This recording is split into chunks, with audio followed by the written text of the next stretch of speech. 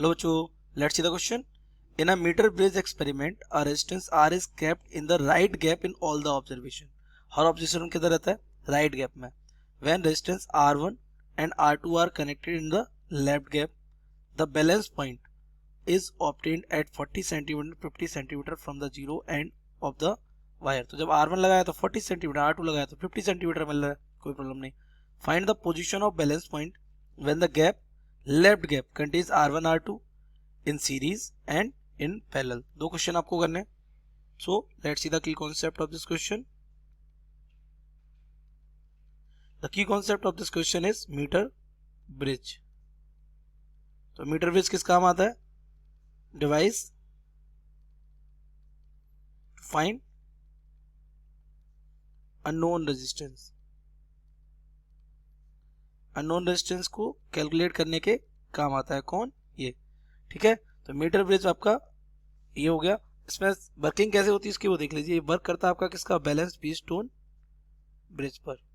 कैसे जरा देख लेते हैं. ये हमारा क्या, एक लेफ्ट गैप रहता है, इसमें बीच में एक स्ट्रिप रहती है, ये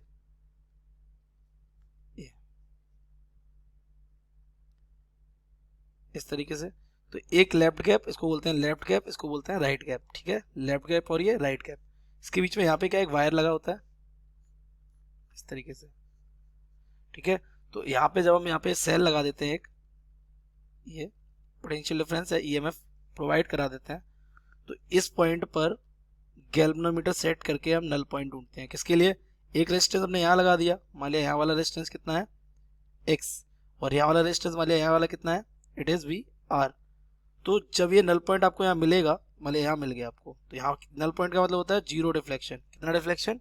जीरो. तो by balanced Wheatstone bridge, by balanced Wheatstone bridge condition. देखिए सो 4 रेजिस्टेंस है. कैसे? ये फर्स्ट, ये सेकेंड, और ये जो आपको यहाँ दिख रहा है ये वाला वायर, ये इसका भी अपना क्या होगा, एक रेजिस्टेंस होगा. मान लिया इसकी लेंथ कितनी है? L. तो इसकी कितनी हो जाएगी? 100 माइनस L, क्योंकि ये पूरा 100 सेंटीमीटर का है. तो इन दोनों के अपने अपने रेजिस्टेंस हो, क्योंकि इनकी रेजिस्टिविटी भी है और इनकी एक एरिया ऑफ क्रॉस सेक्शन भी है यूनिफॉर्मली. ओके. तो यहाँ से अगर हम देखें तो since the current in the bridge बोले तो what, galvanometer is 0, so the ratio of resistors must be equal. कैसे हो जाने चाहिए? इक्वल हो जाने चाहिए. तो इक्वल कैसे करेंगे? x upon L. This gives what, x upon L equals to r upon 100 minus L. तो ये हमारी रहती है इसकी कंडीशन. ठीक है.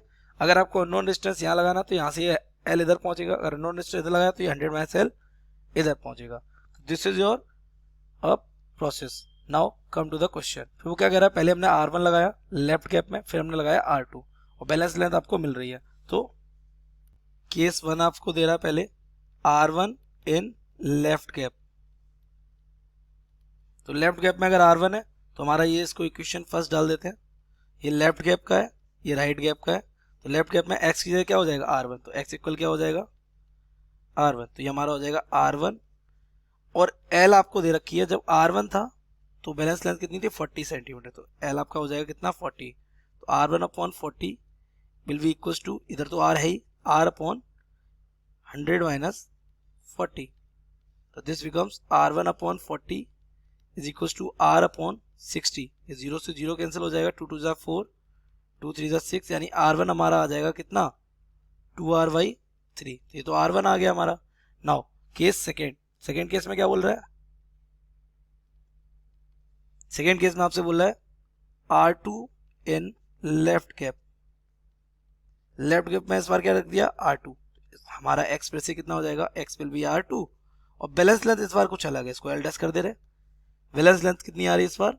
50 सेंटीमीटर. तो इट इज 50 सेंटीमीटर. तो अगर वहां फ्रॉम फर्स्ट पहले इक्वेशन वैल्यू रखेंगे तो ये हमारा हो जाएगा R2 divided by L dash equals to R divided by 100 minus L dash. तो R2 divided by L dash कितना है, it is 50 equals to R upon 100 minus 50। तो 50 से 50 क्या हो जाएगा, कैंसिल। तो R2 हमारा किसके इक्वल हो गया, R के। नाउ अब क्वेश्चन देख लेते हैं। पहला वाला क्वेश्चन क्या कह रहा है, लेफ्ट गैप में आप क्या डाल दिया, सीरीज में R1 और R2 को। So first question, when R1 and R2 in series in left gap,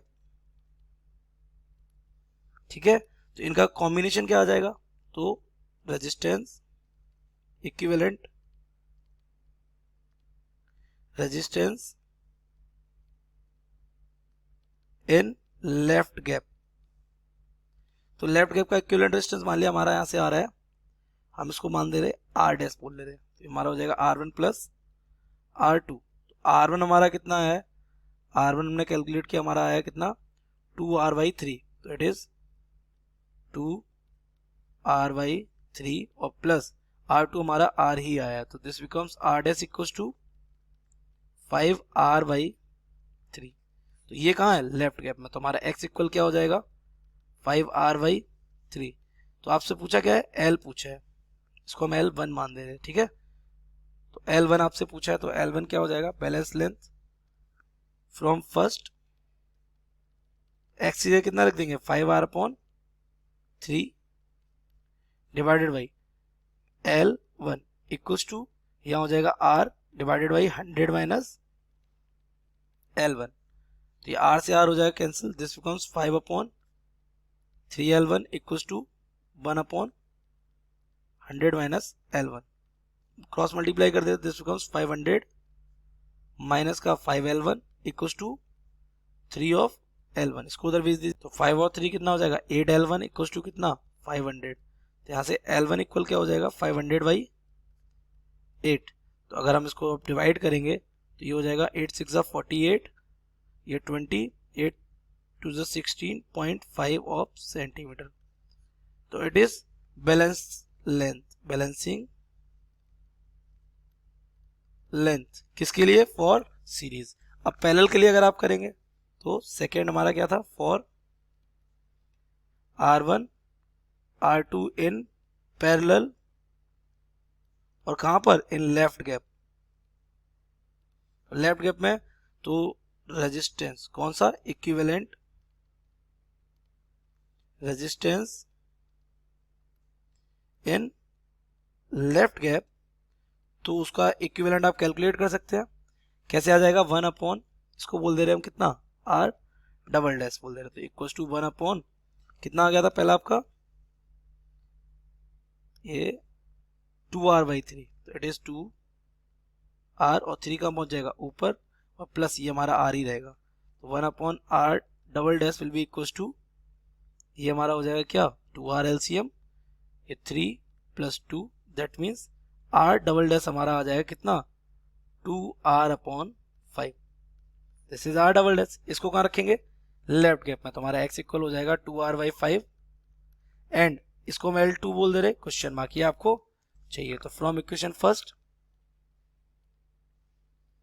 x upon, that means x हमारा कितना आ गया 2R/5, तो this is 2R divided by 5 divided by L2 equals to, यहाँ हो जाएगा R divided by 100 minus L2, क्योंकि right में तो हमारा R ही रहना है, तो ये R से R हो जाएगा कैंसिल, तो this becomes 2/5L2 is equals to 1/100 minus L2।